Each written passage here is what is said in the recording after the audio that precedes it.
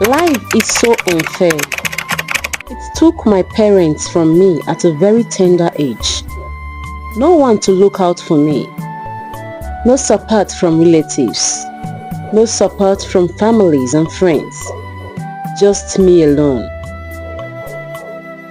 My name is Victor. Victor moved out of his comfort zone to the city called Lagos to seek for greener pastures. He searched and searched, but jobs weren't forthcoming.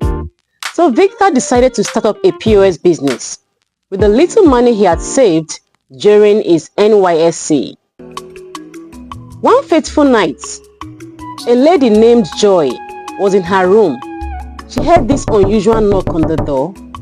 Out of curiosity, she headed towards the door and opened it. Two hefty men pushed her aside and entered. "Where is the money?" one of them said. Terrified, Joy pointed towards a particular direction. The robbers took her money, confiscated her valuables, molested her, shot her right on the head, and placed her phone on her chest. On the same evening, a guy walked up to Victor, who was still at his POS spot attending to a guy, and he asked if he could use Victor's cell phone to make a call. "I don't have airtime," Victor replied. "Do not worry, I will buy you airtime," he said. Victor gave him his phone and he dialed the number and placed it on his ear. "She's not picking," he said. He handed the phone to Victor and left hurriedly.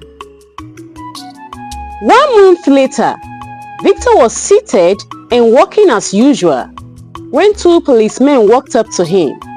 "Are you one Mr. Victor Femi?" one of the policemen asked. "Yes, sir," Victor replied. "You are under arrest for the murder of one Miss Joy Binkpe because you were the last person who called her cell phone. You have every right to remain silent because anything you say or do will be used against you in the court of law." Victor's eyes widened in shock because he had no idea what they were talking about. Victor was arrested and taken to prison. The police questioned him, but Victor kept insisting that he knew nothing about Joy's death. The case was taken to court. "But you called her around 10:30, the judge asked. "I didn't call anybody," Victor replied. "Then how did your number get into her phone?" the judge asked.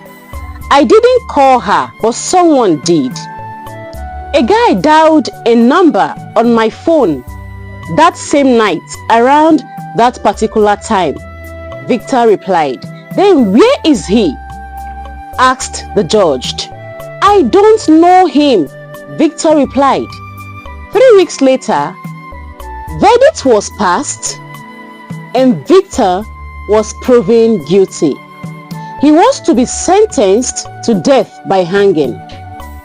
On the day of his judgment, Victor was asked to fix his neck into a dangling rope. He walked slowly in tears. "Stop him!" a voice echoed. "He is innocent," he added.